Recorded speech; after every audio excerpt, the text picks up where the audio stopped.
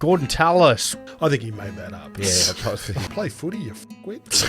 They would jump in the back of Reese's Ram and wouldn't get out. Bloke comes over from the bar and takes his watch off. His name was Blocker H. And now Gorden Tallis. like executive producer. Quiet on the set. I'm going to bring it in. I'm going to bring it in hard and fast, and then I want you to come in over the top. Ready? 3, 2, 1. Gorden Tallis. Wow, welcome to the studio. Hey, Cooper, how you going? Nervous, mate? You're not used. Yeah, as opposed to not sitting with Rudy and Buzz, you know, and of course Bulldog, our man Bulldog. Hey? Mate, good to have you. Thanks for coming over as well. For those short notice, mate, you really saved our ass this week, didn't you? Yeah, you couldn't get a guest. No, we just didn't. We just didn't. Couldn't get one. We just didn't think ahead enough. I threw a few up. I'm not going to mention who the names were in the boys' love. No. Yeah, Buzz was busy. Yeah, Mate, Bulldog. no, but obviously watch all your podcasts, and it was good. Do you watch it? Yeah, I watch it. It comes across my feed, and then I get into it that way. You delve into it that way. Yeah, like I don't have the podcast app, but then I get into it and hit the listener thing and all that kind of stuff. Sure, you know what I mean? Doesn't really sound like you do, actually. No, I do. So because they always have a link. So I know that your brother's the executive producer, and I know that he would be across all that. He is. Jack is, and he's listening. He's in the room. Mate, Gordy, a tough look. It's lots been said about it. Yeah. Tough season for Kevvy and the Broncos. Yeah. Mate, the old boys and the board. It's been a problematic relationship. Yeah, in this off season, Gordy, you think are they on a bit of a collision course a little bit? No, I don't think so. I think the club and where they're at, like the short answer is last year I thought they won 6 more games than probably what they should have and everybody expected. But when they got to the grand final, we go, these guys are superstars. And I think when they rubbed it all back, they probably went on a bit of a ride last year and probably achieved a little bit more than what they did. This year, I reckon they lost 6 more games than what they should have. So, no, I think Kevvy safe. Dave Donaghy, the CEO, came and said that he's our coach next year, and I think it'll be a chance for Kevvy. So he's been there. They got the wooden spoon.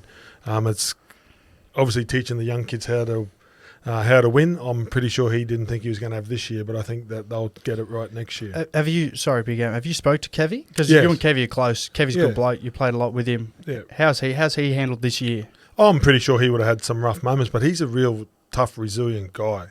You know what he went through in '97. You know, personally off the field, and you know, to be a single dad and bring his kids and to be where he's at now, and he's done it the hard way, right? He's, you know, like he was sitting at the Broncos, got sacked, come back, went to France. He's, you know, coached the Clydesdales. He's been around. He's been down to Melbourne. So, yes, he done it a tough way. And as a player, there's this run at the gap, and it's the hardest run that the Broncos do, and he's got the record there. So he's a pretty resilient, tough, tenacious guy. I know he jokes and he laughs a bit, but deep down, he's a real serious guy, and I'm sure that he'll be burning like everybody else. Gordy, a question, because it's one of those things like in football, and you just seen it, mate, when you got Alf and your Kevvy and Pearl and yourself and all the guys when the Broncos were the superstars, and success comes with a certain amount of distractions if you're not careful. They tell me the Broncos training, it's just chaos. It's Reese mania. There's like every session, you know, about 1,000 young teenage girls just screaming every time he touches the ball. Mate, it's unbelievable. Like, I went down to training the other day. I had a mate and he wanted his son to get an autograph. I said, I'll come down with you. I thought there's going to be 6 blokes or 8 blokes or just a few people.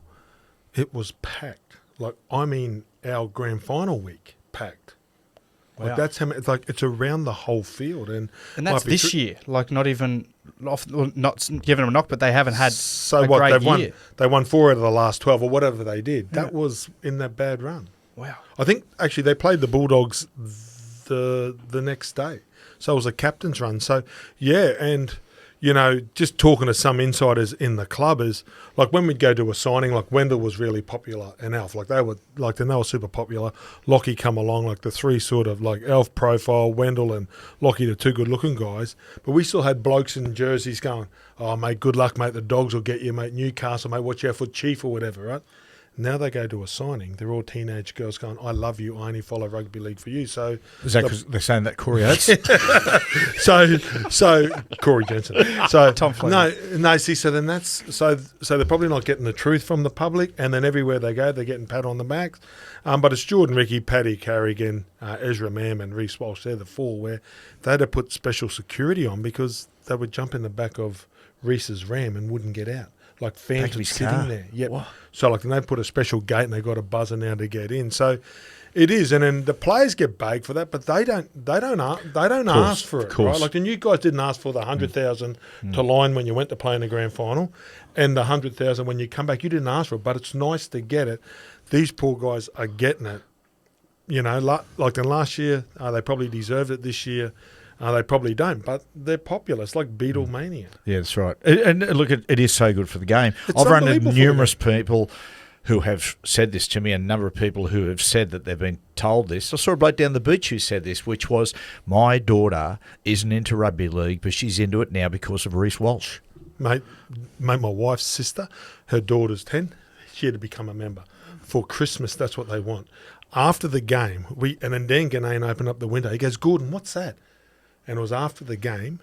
There's 7 deep around the field after a game, and they're screaming, and Reece will walk around and just wave to him and sign, and then he walks out. He's got to give him his jersey. That's so that part is good, right? And I love the way he respects the fans, but I never had that. So that's something else that you're dealing with. He's 21 and he's a single dad. And you go there and you got knocked out and you're learning. What are you laughing at about single dad? You the same? No. I was just going to say, like, I know you didn't experience it, but I can tell you from experience, Gordon. Like when you the teenage girls following around training, even they're not rugby league fans. It is good for the club and it's good for memberships and putting bums on seats. I'm sure Melbourne would have remembered when I was down there. Oh, Mr. Puniverse. Yeah. Hey, Gordy, just talking about your career here, we'll go through is, mate.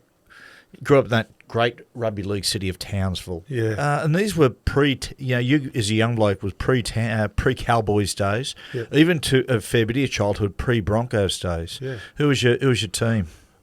Centrals ASA. That was a yellow and black side, and the only reason I played for it's because it was the closest. My dad played for South, WAs and Brothers, and he played for Centrals.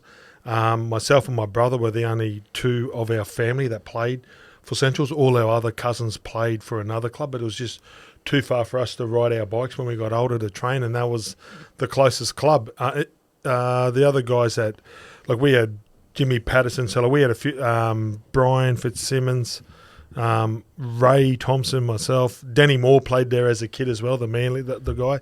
South was the big club. That had Colin Scott, Gene Miles, Tony Camberis. I think Greg Dowling played for him. I think Sam Bacco might have even had a stint for him as well. So when you'd go down to the Sporties of my club, would have to play those guys. Chris Phelan, that played for Parramatta in the 3 grand finals. He played for South.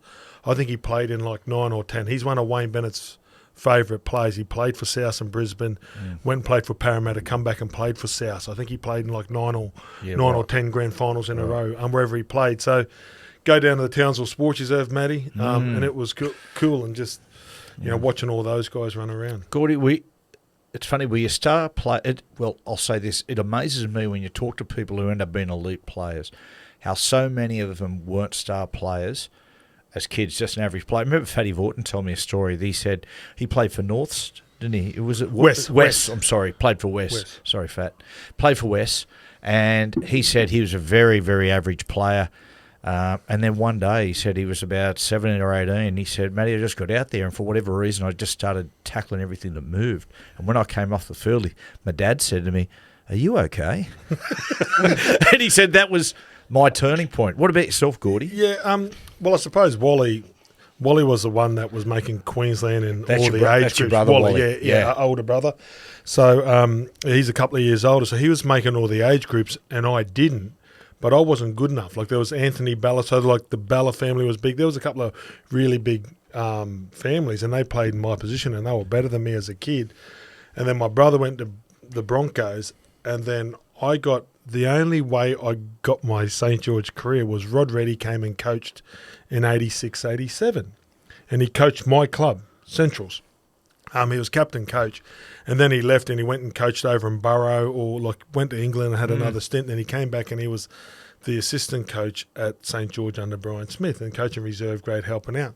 He rings the president of the club and go, "Hey mate, are there any kids playing?" And I just finished the under-18s grand final. He goes, "Oh, Gorden Tallis," and I was in the pool with his son having a beer.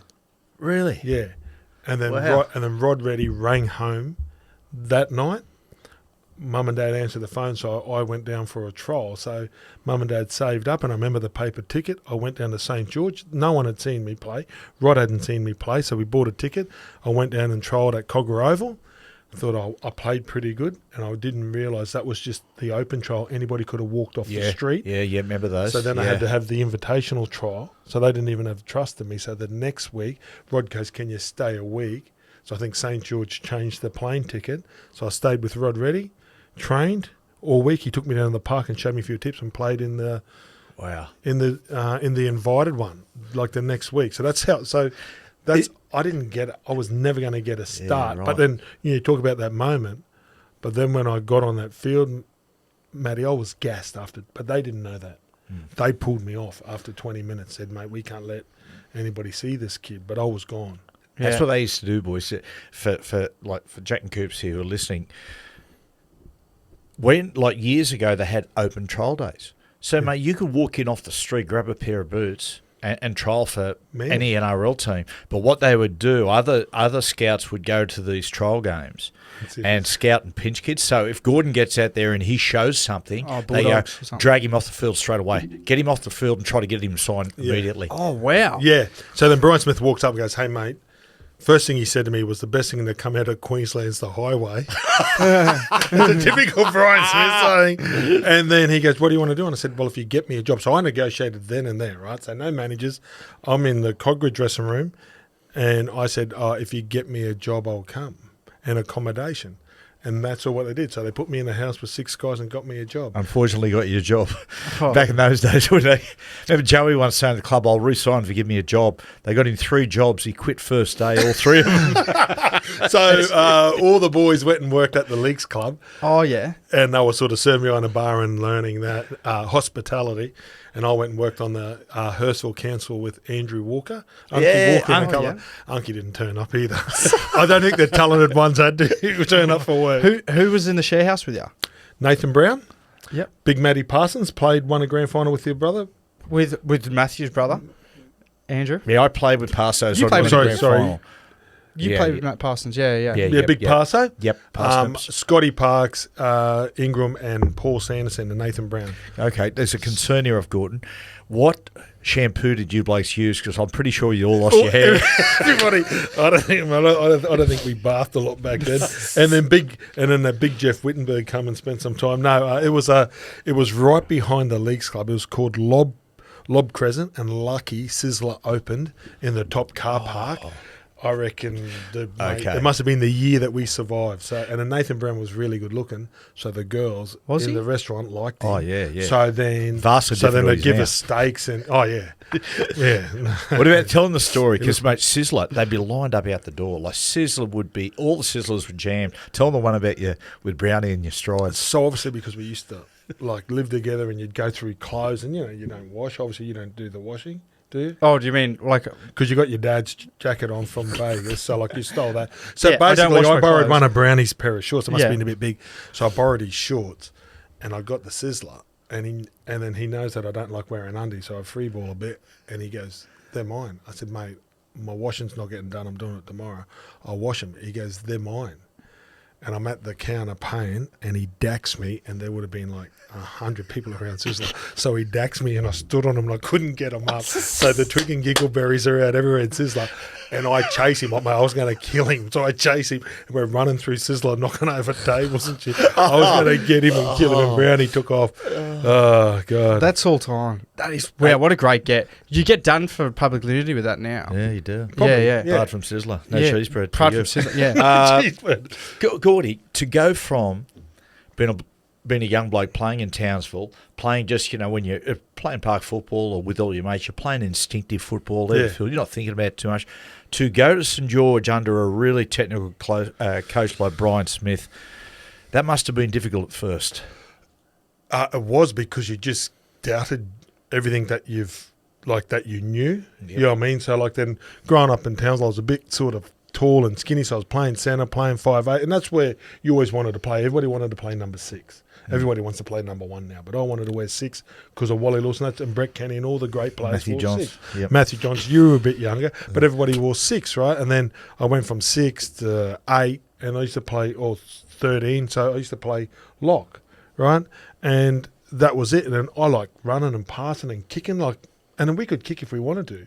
Yep. Like you could put a chip through. Do what you want. Yeah, that's Mate, right. like, No you just- consequence. Like you played and you could pass. Like there was no, you get tackled here and run there, and going to St. George and the structure that you had to learn under Brian Smith and like the game plan. So we'd get to we'd get to the dressing room before the game, and there'd be 2 pages that I'd have to know that Robbie Kearns is a right-hand carry, loves a bump, third tackle, Ian Herring will only run, left from, and hook or whatever it was, but every single play would have 2 or 3 things. What foot you stepped on, what you passed, and what you held the ball in, whatever. And then he'd sort of quiz you before some games. So could you imagine how nervous I was, like sitting, So that's the difference. And then, but it was great to learn the structure and play and how to break sides down and, like it would be a shark set going down one side to working them over, to kick or whatever it was. And then we just knew how we'd work away from a side's strength or work at their strength. And then the first time I go into the Broncos dressing room, I trained the whole preseason. Basically, Wayne didn't say too much to me because I sat out the year and I come and I get to the game and it's 20 minutes before. He hasn't really spoken to me all week, and I'm like, fuck, this is... So I'm more nervous than what I was in the Brian Smith dressing room, right? I'm playing my first game for the Broncos. I said, hey, Wayne, what do you want me to do today? Is there something that you want me to do? He goes, play footy, you f***wit. So I'm confused from Brian Smith knowing every single Polar player. opposites. Just sit there to that, right? And then so like they're totally different, but they both have like I would never change my career ever in the history. I would go and be coached by Brian Smith every day, every day of the week to learn the structure of rugby league and to learn, how to work with teammates and get the best out of them. Football education. Football education. And then Wayne is more working on you mentally that you won't let yourself down. So once you had that football education, then going to the Wayne. Oh, Wayne's just making sure that you won't let yourself down and your teammate. Brian Smith is the weakness on everybody else and how you go and what you do. It's, it's technical. And then probably I actually think the blend of both of them is Craig Bellamy. Yeah. I really do because because when Nathan Brown went to coach with him and he was watching his videos, I said, Brandy, what's Bellyack like? Because he coached me and he goes, oh, mate, it's just Smithy, but just he didn't say better bloke, but just Smithy, but he knows when to relax a bit more. Where Brian Smith just didn't know when he just did not know when to turn off. That's it. And that is true with Bellyache because his football education was Tim Sheens, who was really highly technical, into Wayne Bennett, who was his assistant coach, so he had that exact same experience. Yeah. Well, so the famous one, I think we're playing, might have been playing the Roosters or playing someone or even the Knights, and they're right up. And then Craig comes in with all the sheets, and Craig would do our video, and he sits there and he's about to do it. Wayne goes, Craig, what do you got? He goes, don't worry about that, Craig. We don't worry about that today. And I just saw Bellyache, just the work that he would have put in to the video. He goes, don't worry about that. It's about these guys. It's actually about what you guys do. So Wayne got that part of the game, and apparently he did it again against the Dolphins and the Broncos. Had all the video and sets it all up. He goes, no, don't worry about it, boys. Yeah, right. It's not about that. It's about you tomorrow night. So then you don't sit through any videos, and it's all the onus is on what you're going to bring. And that's one of Wayne's charms. And maybe Bellamy has a bit of that part of him, and that's probably the sweet balance. Jack was saying that about Wayne. He said like the team would suffer a bad loss. Sometimes on the Monday, everyone's sitting there going, "Oh God, here we go." And he just walks in and goes, "We're going to don't worry about it. Let's just get out there and get ready for next week. Let's get out there and train. Get out in the field." 92, 93, Gordy. Yeah. It's only the two clubs you've got a great affiliation with, St George and Broncos. Yeah. Broncos beat them 2 years in a row. Did you play in 93? I played in 93, 92. I played in the under-21s grand final against West Stephen Kearney. We got beaten there. Sat there and watched the Bronx play.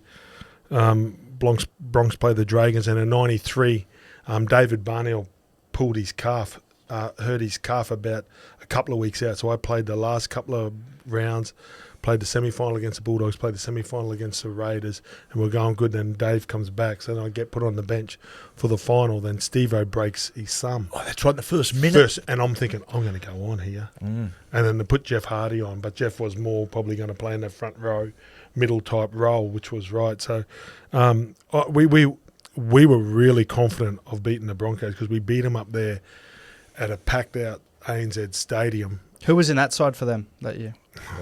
Alf, Kevvy, Chris Johns, Lazar. Steve Renoff, Glenn Lazarus, Andrew G, Trevor Gilmore, Mark Hone. Kevvy, I think Brad Mackay got Terry Clive Churchill, Madison. but Brad Mackay was Clive Churchill, but Kevvy was the best player on the field by a mile. The wingers were Michael Hancock, Willie Kahn, so they pretty much would have had 7 or 8 Australian players. Wow, how they fit that under salary cap? Oh, well, you know, there's always a way. But, well, like it's changed now. Actually, the true story on that is when I went to court, a lot of the Dragons players were on more than the Broncos players. Yeah. So because they didn't have managers, Wayne kept them away from managers. And don't forget when the Broncos started, there would have been 200 Brisbane Rugby League players that all wanted to go to the Broncos. Every single one of them. So Redcliffe, West, North, East, Ipswich, they all wanted, and South, every one of those kids, like the South guys earlier went to Canberra, that was Melonat, but like the rest of the competition all wanted to go play for the Broncos. There's probably only 60 spots out of 200 first graders. Yeah. So like then they had a fair pick. And that's when everybody thinks the Broncos aren't the Broncos what they were back then. I know that. I know that Redcliffe now has 1,000 kids playing for Redcliffe, right? So it'll be the only professional organisation, and they're going to be a juggernaut. They go from under sixes through to A grade. The Knights don't, do they? No one. No. We got all these different. The Lakers don't. No one does, right? Yeah. And then Brisbane used to own that whole town, and now Melbourne has a team there. Yeah. You know, like every team. Like the Roosters stole Redcliffe off us years ago and started getting the, you know, so like then Brisbane's been eaten into now with Redcliffe in now with North Queensland. So the North Queensland.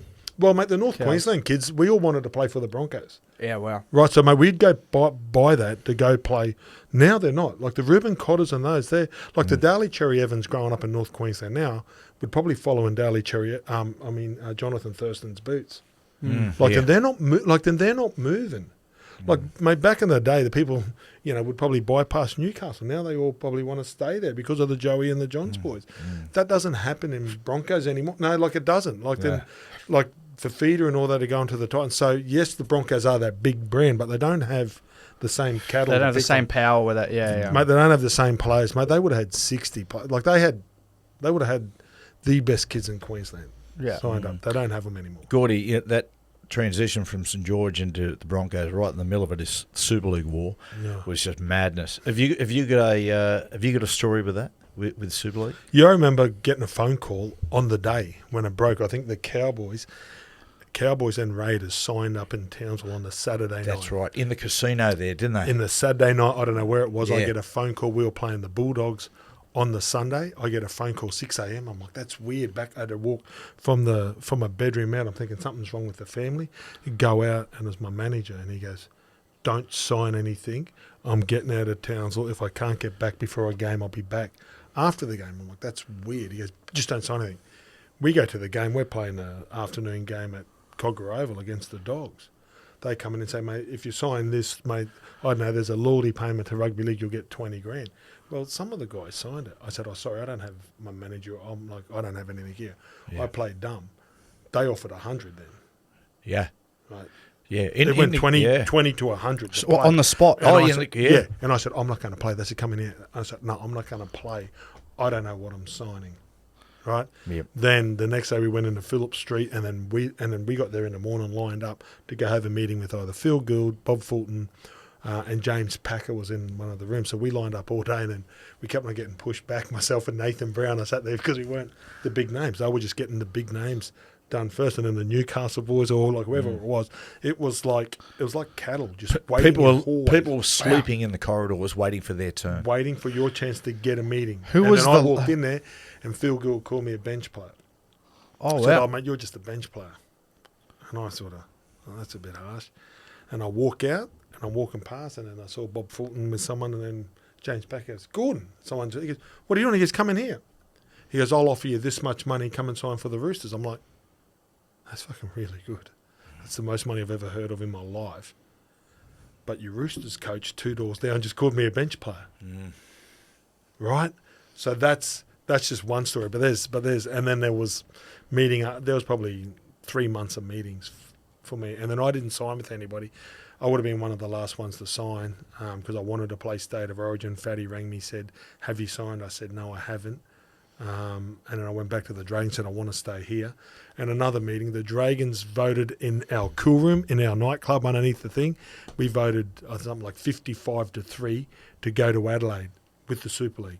The whole club. St George. St George did. Yes. My sister liked them because we all wanted to stay together because it was Chalk, Brownie, myself and Steve and all these young guys. So we knew we were going to get paid. But it's just we just wanted to stay together. We didn't want to be torn apart.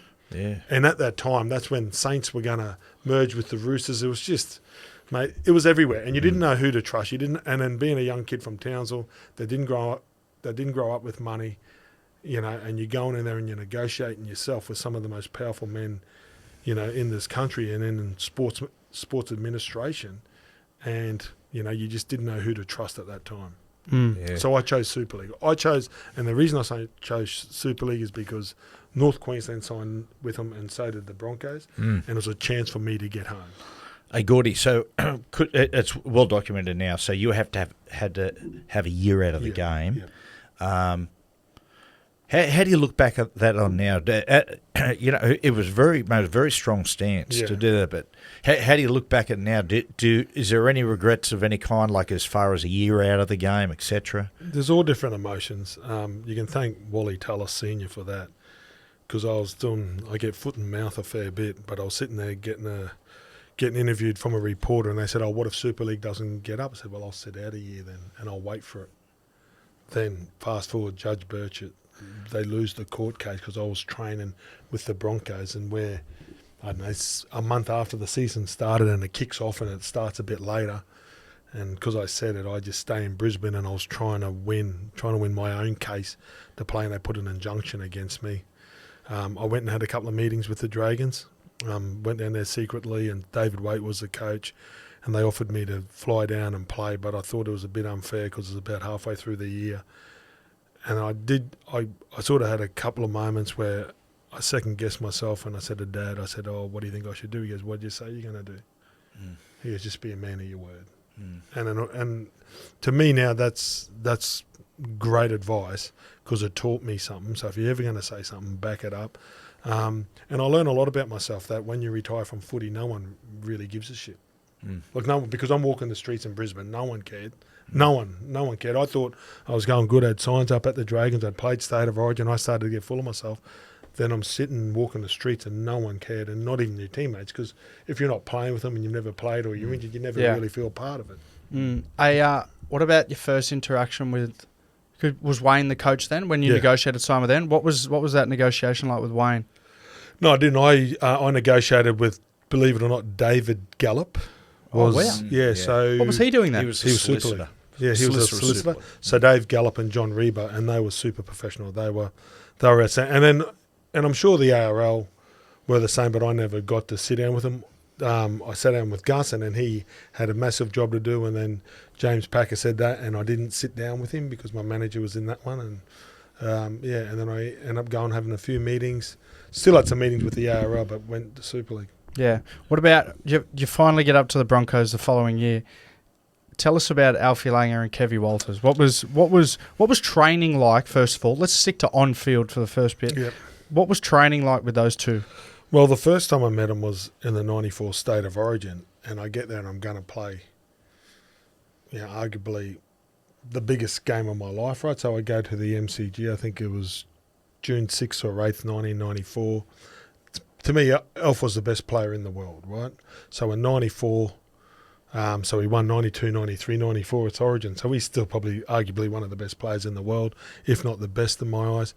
So we have the great week. Wally Lewis is the coach. Mel Manning is captain. Mel's last series. I'm playing with Steve Wild. I'm playing with my heroes, the guys that I sat on. I watched Mel play.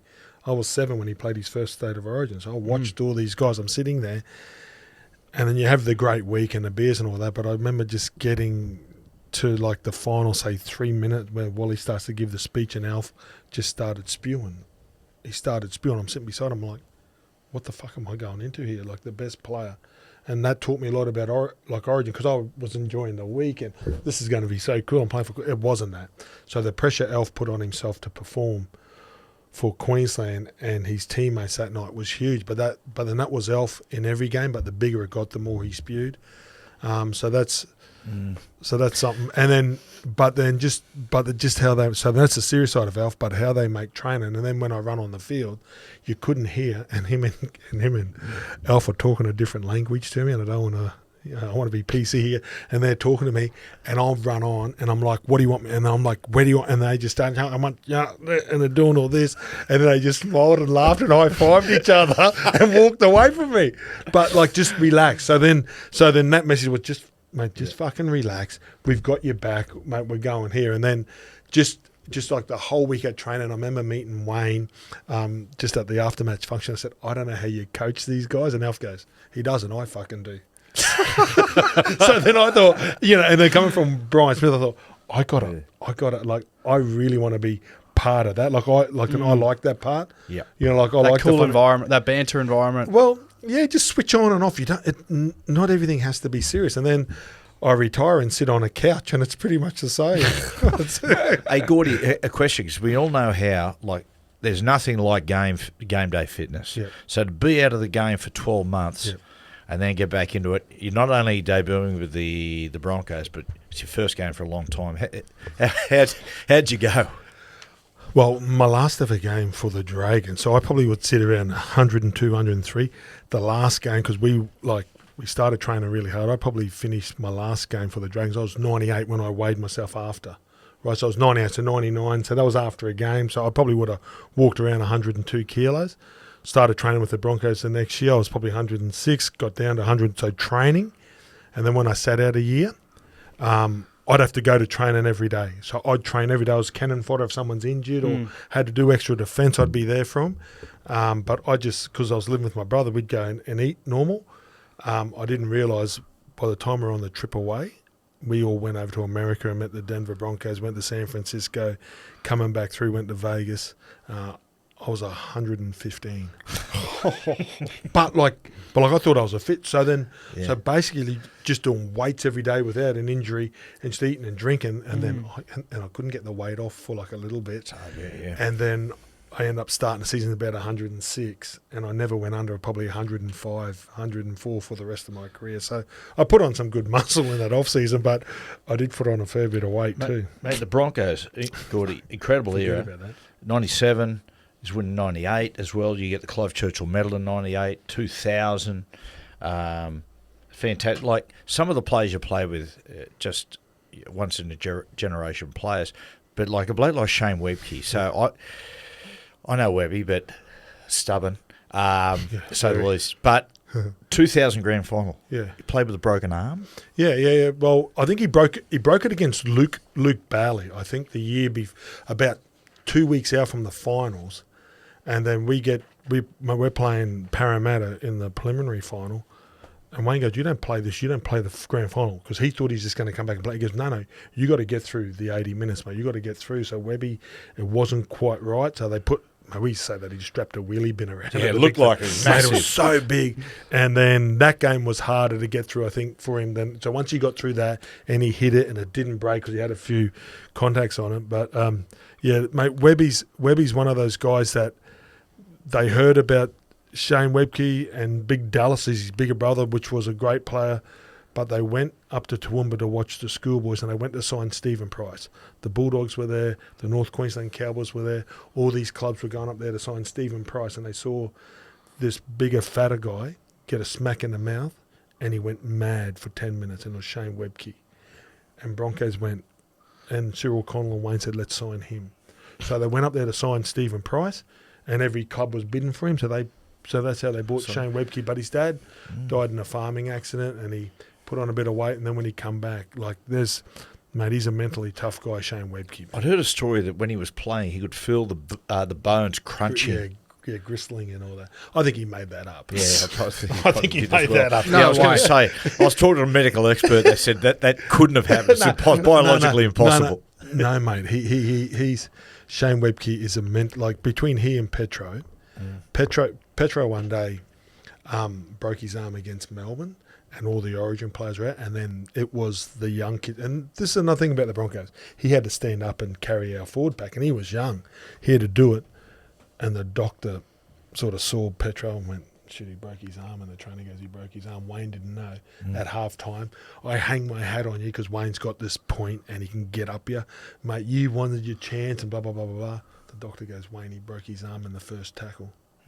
And he just stayed out there. So Petro's so some of those front rowers, and to play with those two guys, and to have Lazo too. Wow. The sad part about Lazo is when we did the World Club Challenge, he broke his ankle really bad at Wigan. He broke, and then Olsey's roomy, but Lazo taught us all how to win as well. Was Webby, you heard some stories about he was one of those guys at training who would just never had anything under 100 miles an hour? Was it Finucane-like? Dale Finucane, he's like where you just if you No, one's 80 kilos and one's 115. They're not the same. Were you at Shane Webcke was a beast, and if you got in front of him at training, he would hurt you. And every time you had to go there, it was pretty much you had to. Like I watched he and Thorny get on a bit, and Tony Carroll. Like you'd have to really, like if you're in a drill and Shane Webke's in the drill, it was like playing Paul Harrigan on Sunday. Yeah, okay. It's always one speed. Did he ever? Were you there when Steve Irwin went to training or something? Yeah. So Steve Irwin wanted to tackle me, right? And this is true. So I went, yeah. And I love Steve, and I think he played under 12s, and he played for the Caloundra Sharks, and he was a pretty good footy player, and he thought he should have played for Queensland and all that. So he comes to training, and he goes, "I'll run at me," and I didn't want to hurt him. But he's Matt. Well, but then he jumps on the back of crocodiles, right? So I should have run at him. So I run, and he tackled me, and he goes, "Fuck, I want someone to run a bit harder." Shane Webcke went, "Yep," and he hit him, right? He just fucking knocks him back, like knocks him back, right? And I know we see the footage, and he gets up and he goes, "Crikey!" and then we go back in the dressing room. We're there, we're having a burger after, and then the reason why he said "Crikey," because he couldn't swear on. Because all of his old footage, when a snake or something, he'd go, "Oh, shit," or whatever, and he couldn't do it. So to get a television presence, he couldn't swear. So crikey is shit, look at this big bugger. Or is that how he'd come up with the word crikey? Yeah. It's his swear word. Ed Kevvy told Ed Kevvy, and very well known radio person in Australia. Who what is it? You've got attention. Have you been paying Have attention? you paying attention? Thank God you're Great here. follower. So Ed Kevvy tells a story that he was like 15, and they're at Broncos training watching, and Shane Webcke went fast, and they said, mucking around, words to the effect of, "Hey, Webcke, you suck." Webby turned around, picked him up, and literally head first dumped him into a bin. Probably did. You couldn't really make any jokes about Webby, and you tap him on the bum, like you tap him on the bum a bit, and he wouldn't like we're playing a test match. And Brett Kamali's a talker, like he's a real nervous talker. He come on, boys, forward, and I play in dressing rooms. Elf didn't say too much, and the bloke that nervous talks does my head in too, right? But Noddy was just making sure that we're on. Hey boys, mate, like when I come here, good here, one there, one there, and he's doing that, and he's gonna go. So 4-roll. Webby goes, "I fucking know my job. You just fucking do yours." And I'm sitting there going, "Shit, we're in an Australian dressing room," and he goes, But Webby's just a real simple guy that did his job and did it really hard, and then and then to the point, like we're playing Chief. I said, "Chief will get you today, man. Just, mate, like when he rushes out," I said, because I watched him play, I said, "I'll just sit on the edge." I said, because he'll come to hit you. I said, "He's going to lift these guys." I said, "Just tip on." Yeah. He's seen him coming and straighten up, and mate, Chief annihilated him one day. There was a game in 98 or 99 when they were young. Yeah, he was a young guy. And mate. He really came out to make a big statement against Chief. And mate. But Webby actually had all the skill at training. But as soon as it come into competition, he's simple. But that's his deal, mate. I'll get forward for you. You do your job. Like you do your job, I'll do mine. And I love playing with him. Gordy, the 2001 Origin series, as far as Origin concerned, for you, was that probably one of the most memorable? Because I remember you going in and everyone was saying, "Geez, Well, Origin was over, right? 56-16. The year before, the hand grenade. We got clean, mate. They clean swept us, or swept us. And we just weren't in a real good spot. Like, we'd sort of struggled through that Origin period, like from the 90s when that and then Joey comes along. And, you know, our Queensland side was, like, I reckon we had a really good forward pack. But we struggled in the halves, like at times to get like a good 5'8", and Lockie was our fullback, so we had really good back three, and you know, and we just didn't have enough class. So in 2001, to play the last ever game at Lang Park, as it was known, that's the last time that a Queensland side run out there where all the old blokes run out, because now it's Suncorp Stadium. But that was really, really cool. Coming off the massive loss, we picked 10 debutants, and that's never happened other than the 1980. So even Fatty, so we had more than that. But like we didn't want to talk about John Doyle, John Buttigieg, you know, Brad Miles, Carl Webb, like the late great Carl Webb scores that try, and it was just a fantastic night for like Queensland, because those young kids didn't carry any mental scars, and they just needed a bit of confidence, and that's all what we had to give them. Like the old blokes just gave but their enthusiasm to walk in and not be beaten. I got up in the morning to watch it from Wigan. I was at Wigan then, and I'm sitting there watching it, and you blokes, I believe, scored on the first set. They kicked off, and you blokes went bang, bang, bang, and you went, gee, series on. Okay, so goes into series are levelled. Yeah. Game 3's on the line, right? Decider. So on one night, we used to always gather, all of us at Wigan and a lot of the boys at Warrington. There were a lot of Broncos boys there. There was Andrew G. There was Alf and Kevvy. We had Pearl at Wigan. Mick Hancock was at Salford.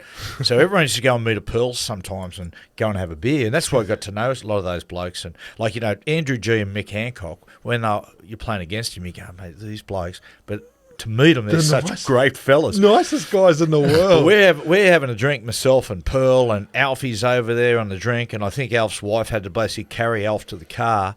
Anyway, I get a call. We get the day off the next day. Pearl rings me at midday and goes, do you want to hear what happened when Alf left the house? And I went, oh, don't tell me he had an accident or something. He said, nah. He's got a call. He's on a flight now to Australia to play Origin 3. I said, you got to be joking. You're kidding me, aren't you? So is that allowed back then? Yeah, well, there was no rule. It happened. No. In game 1 we won. In game 2, so I hurt my neck. So that's when I hurt my neck 2 days after. Then we get beaten in Sydney, and Wayne calls us all and he goes, mate, we need someone. Like, who do you want? Like, who's going to lead us? And we're all sitting around having a chat. And I wasn't there, but the rumour is that the first person they rang was Jason Smith. Now, he was at Hull. And Hull said no. That's the rumour, but hopefully that's not, because then Wayne's story is he rings Elf and said, hey, mate, there's a state of origin. And then Elf's words were, what took you so long? And then Wayne knew that he was right to come back. And in camp, that's the first time Elf never said one joke. I've never seen a more nervous guy. He was totally different, Elf. He was like a rookie, I reckon, walking into his first Origin, the last one, and the way he played, that was a great night. Like, to be, what was he, 35, 36? And Gordy was enduring a bit of a tough time at Warrington. Was it? Yes, he said we didn't follow that. At Warrington, he was by no means, you'd say, vintage 92, 93 Elf. He was going, past the other side, and it was a side that was sitting just above mid-table. You're right. And so for him to go there and play like he did is just like so it's... Because they do compare it, like obviously everyone says 2005 Joey is one of those performances, but the return of Alf is, when you Google big Origin performances, that's right up there as well. Yeah, well, unbelievable. There'd be Arthur, right? And like Arthur, for us, and I think everybody in the game, Arthur at 35, they said he came out of reserve grade. He didn't come out of reserve grade. He told us that Parramatta said, if you go, you're going back. And I think he went back into reserve grade. And then there's Joey, obviously, having knees and not playing a lot and coming back and playing the way he did, and then Alf as well. So, there's some great performances in Origin. 2001 series, I don't know if you got, is one of the most iconic moments in Origin history where you grab Brett Hodgson and basically and just ragdoll him. And now my question is, did you have something against Brett Hodgson, or just was he so easy to grab and hurl out of the stadium? Which one? I don't have anything. I wish it was somebody else, and I say, I wish it was Andrew Johns. Mate, you wouldn't be able to throw him with that arse. Mate, it's like an anchor. Mate, I couldn't get him. No, I don't know. He just skipped on the outside, and when I grabbed him, he must have lost his feet, so he just got really light. Really light all of a sudden. 95 kilos wasn't too bad, kettlebells. Mate, 95's generous. I reckon, mate, I reckon, what was he, 80 max? Yeah, he would have been. 70, Yeah, 70, he was made between 75 and 80. He wasn't one, but I wish it wasn't him. He won the Men of Steel, the player that he was. I know that Tommy Raudonikis rang Wayne Bennett and said, "You guys need to get this kid." Yeah, wow. But we had Darren Lockyer at fullback, and we took Harvey Howard. So when Wes folded the first time, he tried to sell us Johnny Scandalis, Harvey Howard, and he said, "There's a young fullback here, mate. Wayne, he's going to be a really good player." And it was Brett Hodgson. Wasn't he? Yeah, great player. Good. And after that, another iconic moment. There's lots of things said about, like, what's truth and what's reality and what's myth. Don't know. You point to the grandstand and just go off. What was the situation? That was the sign about my mum. Oh, right. So that was like, and then Lottie, and then, well, I don't blame Lottie because I did it, but then we run out, and then I'm a left side back row, so we run right over there, and Lottie was the winger, and he runs up, he goes, "Brah, there's a sign up here about your mum."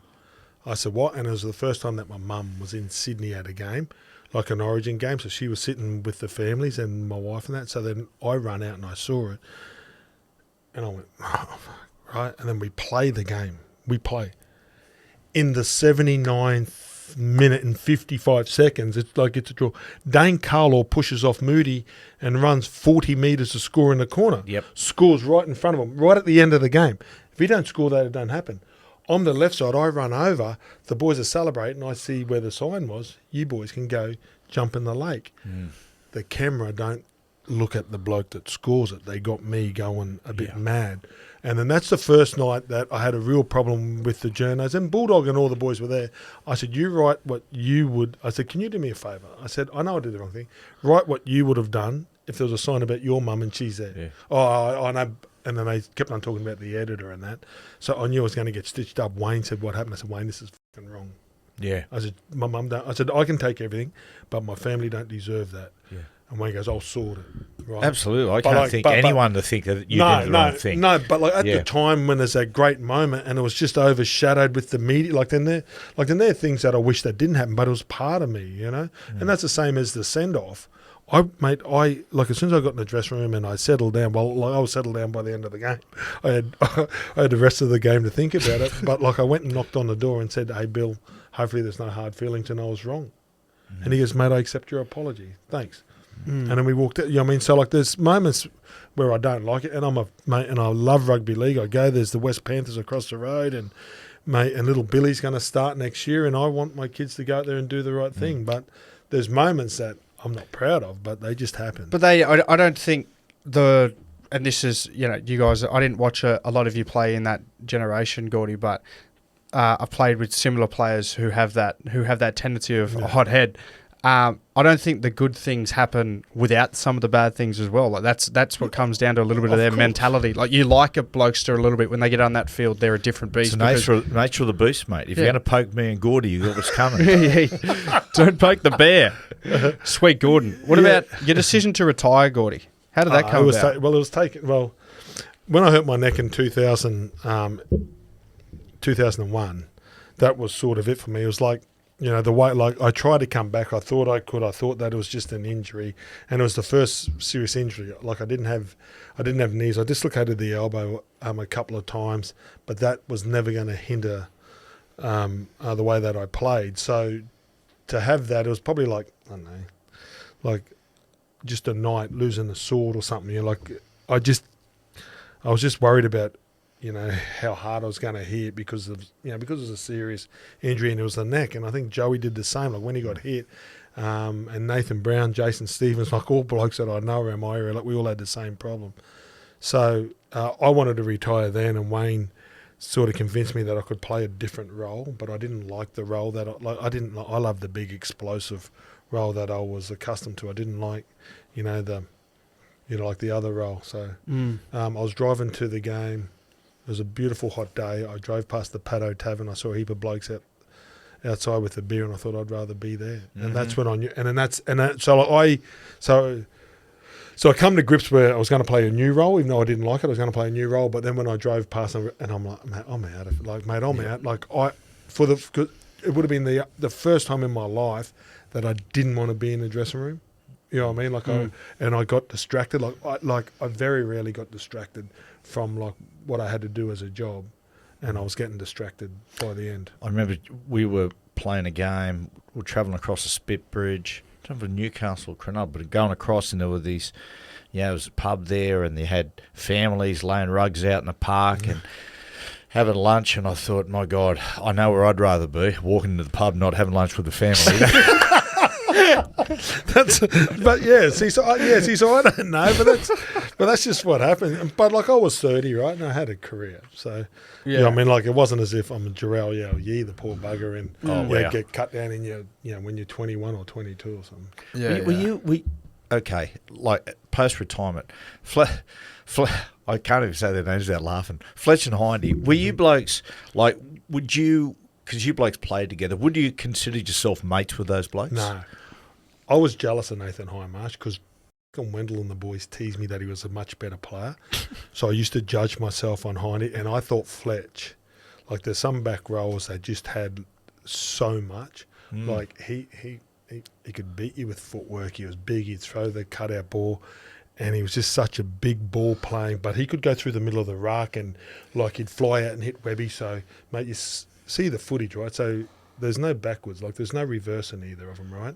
And I reckon Nathan, I feel a bit sorry for him because Parramatta had lack of front rowers, right? He was an unbelievable edge player. Sure was. Mate, and then they turned him into a 30 tackler, 20, and it's rubbish because he was way better than that. It's boys, when he first came in, well, mate, Hindy was a really athletic, fast-moving edge back rower, and then they went, and he had a great motor, but then they said, right, move him into the middle, and the engine Clyde-ish took over. Yes. Mate, like a bit Bradley Clyde, right? So Bradley Clyde, when they had Lomax and those guys and Lazo, he was on an edge. He was playing like a centre, a back rower, and can float in and play front row. As soon as they got rid of those, Bradley Clyde become the front rower, the lock, everything. He did. And then that's what Nathan probably mirrored. Yeah, right. That's bizarre. I want to ask. But he was a great player. Yeah, another question on your show, because it sort of came from nowhere, where it was, yourself, Dad, Fletch and Hindy. What is your first memories of the first show you guys did together?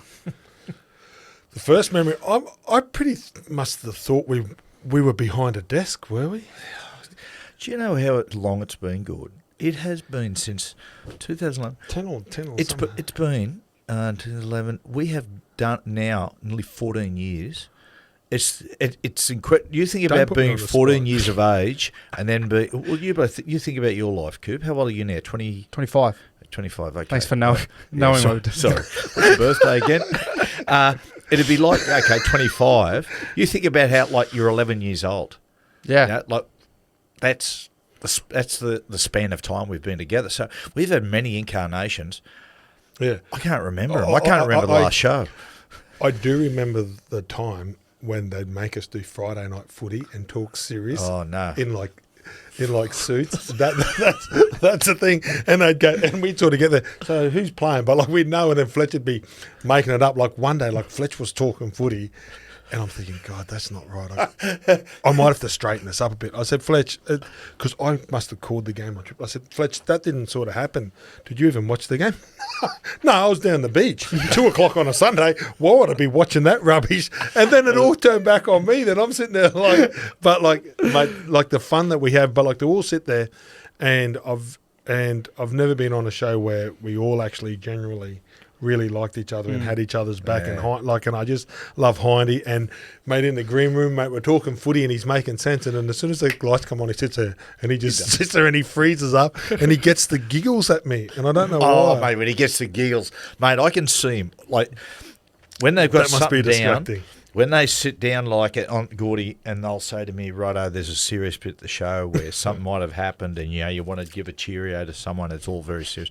As soon as I see it, I know, okay, Matty, have tunnel vision because I know on the left, I know he'll be going like, it's the old don't laugh at a funeral thing. And he'll be just like chuckling away, almost tears rolling down his cheeks. He's laughing that hard. Yeah. And I'm just going, mate. Mate, and then Laurie comes on to do the TAB. Fletcher's like touching him. And then Hindy starts laughing at him. And then poor Josh Reynolds come on and started doing it. And then Hindy look at me. And then mate, and it's not what Josh is saying. It's just Hindy and I, because it's supposed to be serious. And you got anyway. Yeah. I remember it used to. I remember whenever the camera would go to Josh Reynolds, he'd always be rattled when he's doing the end of the show, trying to do the multis, and he's going, thinking everyone's laughing at him. I used to laugh when. I apologise to him every day. I'm sorry, Josh, but it wasn't. It's not you. It's just bloody Hindy. Isn't he a terrific bloke too? He is. Grubby's good man. I used to love when, like you said, when Hindy would get the giggles and the camera would go on him and he just almost finished wiping the tears out of his eyes and he'd have bloodshot eyes and you guys would always make jokes that he'd been smoking cones. And he went to McDonald's one day. He goes, mate, you've got to stop with the talk about the pot. And I said, why? He said, I walked in McDonald's the other day, said with the kids, and this bloke came up to me and just went, mate, I expected better from you. He goes, what are you talking about? He goes, mate, all your drug smoking and stuff like that. And his kids were going, Dad, do you smoke drugs? And he was going, no, I don't smoke drugs. mate, like because like Gemma, because like my wife works and she's corporate, and we're sitting there, and then he's going, and the Fletch goes, so mate, how much was the rub this week, dude? And I'm sitting there going like, what? And then they're laughing, and I'm laughing, and then it's not funny. And then now Gemma knows them, but in the early days she would lose it. And I'm like, really? Yeah. I said no. Yeah, we'd say, Gordon, how the R&T go today? and then it just snowball, and I'd go home, and then it must have built up on her. And she goes, well, everybody always asks, and are you two still together? And I'm like, oh my God, it's Fletch. It's mate. Joking. Yeah, I remember there was that couple of years there where it was all Gordon goes to Thai massage places and Gordon bleaches his anus. Mate, that joke got overused so much. Mate, Harley, like Gemma's boy, mate, our boy, he goes to school and there's either like a testicle or a bloke's ass as my look-alike photo. So everywhere I go now, so I've been Chewbacca, I've been someone, I've been all these people. Like, I'm not the Raging Bull, I'm Chewie, or now I'm like... The ass. Oh, mate, here, mate. Like, I've got a photo of you, and every time there's a look-alike... Don't forget Whitey Holgood. Whose bum is that? I don't know. I tell you what, I'd hate to be that. I'd hate to have that ass. A 360, Gordy. Yeah. Yeah, and you're doing a great job on there, mate. Are you surprised by the politics of rugby league? Yeah, well, I remember talking to Peter Beattie, the original commissioner, and Monday he said he goes, "There's more politics than in politics," because he come and he buggered up with the jersey when he said it's Barcelona, or like the Knights, and it was and it's easy when you look at the corner of your eye, but yeah, like I just because everybody's rusted on. There's so much self-interest in the game. And I laugh. Right? I sit there and I laugh when it's about other clubs. But if someone bags the Titans, where I'm at now, I get the shits, right? So, it's funny that everybody laughs, and then Madge or whatever at Origin time, everybody laughs, or Billy, until it's about them. Yeah. Yeah, that's you know what I mean? So, yes. and our game's funny, and then, and I sit on the plane and then we go, what about Parramatta under the pump? Till it's their club. Yeah, that's right. And then when it's their club, no one likes it. So there is politics, but there always will be. You just got to stay out of it. But the best politician, I'll tell you, the best politician in our game's Wayne Bennett Barnard. Yeah, right. Yeah, of course. He runs most the best politicians, you don't know their wheel and dealing. Yeah. On that, Gordy, because with journalism, information is currency. Yes. Do you get amazed to the journos' phones never stop ringing? Yeah, because you got football managers and you got CEOs of clubs trying to get favours. Well, Well, in Brisbane, when there was Sco Malone, like there was about 5 or 6 that would come to training. So there was different ones that you could talk to. There'd be the Rugby League Week guy that would come. So there was about 5 or 6.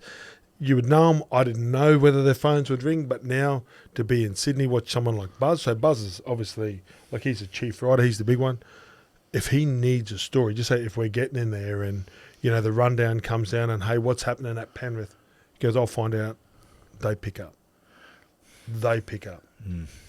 So, I think the power of the media, I think there's always been that love-hate relationship now that I'm in it.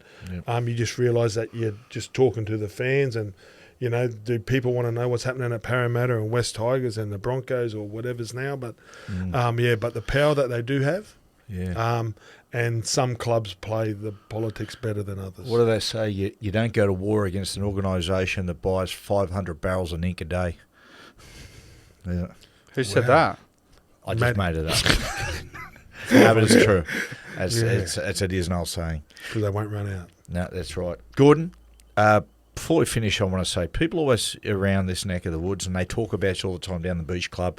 The one time we went down there, is people say, Gorden is scary. I said, mate, Gorden is the most social person in the world. Yeah. I said, mate, he's more likely to kill you with kindness than aggression, anything like that. But having said all that, because you do go out sometimes, I imagine when you were younger you get hassled. To finish with, tell us the story about you and Blocker on the Gold Coast when you were a young bloke. We're on a trip away, actually, and it happened so long ago. We're on a trip away, we're at the Dragons, right? So we all go to the Gold Coast. This is way before mobile phones, and there happened to be another footy club there.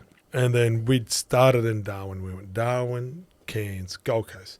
So we're pretty much well done by the Gold Coast, but we had a few more days there, and then I was one of the younger guys, but the younger guys are always, and Wendell Saylor, this is how big the Broncos were, Wendell Saylor and Willie Kahn were in this nightclub, like judging a bikini contest, and because I knew them, so we're there, and all the boys were packed. This pub was going mad, and then I think a few of our real young guys had a bit of a run-in with this other team. Then we go to the nightclub, and there's myself, Nathan Brown, Luke Felsh, Tony Grimaldi. Yep. We were all sitting there having a beer, so we were sort of like the middle of the range guys, and my sister was there and that. And then the other team, one of the guys comes up and goes, "Oh mate, what about the Sheila Brown? He's trying to pick up. Isn't she a bit big?" I said, "That's my sister." So don't say that. But he didn't know. I said, "Don't say that." So that's my sister, right? Anyway, having a beer, and then a few other boys come over and goes, "I don't say anything about love," and he was a bit more cutting than that, and I don't want to say it because my sister might listen. So I just turn, and as I hit him like that, crunch, he goes down. And then all the bouncers come over, and then we're into it, right? And then I'm outnumbered. So Nathan Brown's, he's in the cab rank, getting the kebab. He's taken off because Brownie don't like that. Don't like confrontation. Luke Felsham, mate, he's getting choked out by the bouncers. Tony Grimaldi, because he's gone into sports medicine. He's rolled old mate over, and I'm outnumbered, and we're going mad. And then a bloke comes over from the bar and takes his watch off. His name was Blocker Roach. He goes, "Are you okay?" He goes, "I just heard what happened. Do you need backup?" Yes. And I didn't know. And Block, this is like he's on TV. He would have just been retired, a big guy. And then since that day, Block, to have someone jump on your back. And that's why with Kevvy now, Kevvy's not, like when they talk about old boys, I'm on Kevvy's back because when I got divorced, I was home one Christmas day all by myself. And he rings me, and all my family had gone up to spend it with all my other family in Townsville. And he goes, "What are you doing?" I said, "Oh, no, I'm home." I said, "I'll get my boys back after Boxing Day." And he goes, "None of my mates ever sit by themselves on Christmas Day." So he come over and spent 2 hours with me. Wow, that's awesome. And he comes over now, and then people go, "Oh, why you look after Kevvy for?" It's like, it's not the footy player. I don't care about that footy player. I care about the person that he was to me, and that's the person that I stick up for. I don't see, like, Kevvy could be on the moon digging holes and he's under the pump, and I'd always stick up for him. But I shouldn't have done that, but I am kind these days. Yeah. You are. Yeah, you are. Gorden, it's fantastic, mate. Love to say you're a great friend. I think I've made it. You're a great man. I'll say this to finish with. Gorden, you have the greatest cold sore I've ever seen on your lip. My wife went away for 5 days, and it must have been the Breckie Creek on Sunday. Yeah, it must have been those massage parlours. Jack and I were watching 360 last night, and you kept putting your... Mate, I was trying to cover it, mate, because I had a bit of a sore and I squeezed, and as you do, right, I just squeezed it and it started bleeding, and I put every cream on it for the last 3 days, and it's not going away. So, yes, I do have the cream to go on it. Don't worry, we're in worse condition in Vegas when we're over there. Mate. I don't think it's recovered. Dry lips from Vegas. The wind over there, isn't it? Oh. I remember looking at you, Dad, one day, and you smiled, and all your lips cracked, and the blood just poured down your chin. Like, Yeah. it was that dry. It was. That was the first, Yeah. mate, that was the first time like we got there, and I don't know why. And then Matty's woke up one day, and I'm thinking, did you have red wine for breakfast? but like it wasn't. But it's just the blood, Mate, some of the most horrendous hangovers we had there. I was so crook one day. I jumped up. I thought, I'm going to have to force myself to be sick, mate. I was, when you're crook and you're going, Gorden was I was in his room. I was in his room next door, and then like we'd go down and wait for the car for our boss to come down. We're sitting there and you think, is he coming down? I said, I'm not sure. I wasn't game. I say that. I think he's spewing. I don't know what's wrong with him. I think he's crook. I think there's noises coming out of that room. mate.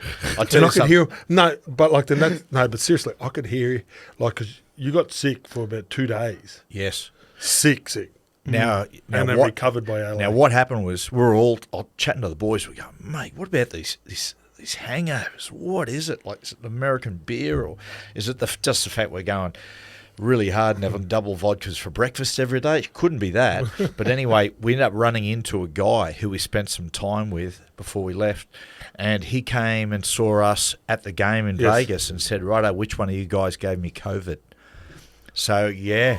So we must have been all walking around totally ignorant of the fact that we had COVID. You wouldn't even know these days. The guy had though, to would say, you? this guy, we don't mention who it is, but he invited us over to his house, and 15 acres in Bel Air, mind you. Pretty decent joint. Probably narrows it down. Yeah, and we wandered in, and Gorden was behind the bar pouring grog, and it was so nice. Buzz is pretty successful. And then, what we gave him? We gave him COVID. Yeah, what a great welcome home gift. Thanks, for Gordy. inviting me. Good on you, Thanks, mate. guys. Thanks, Gordy.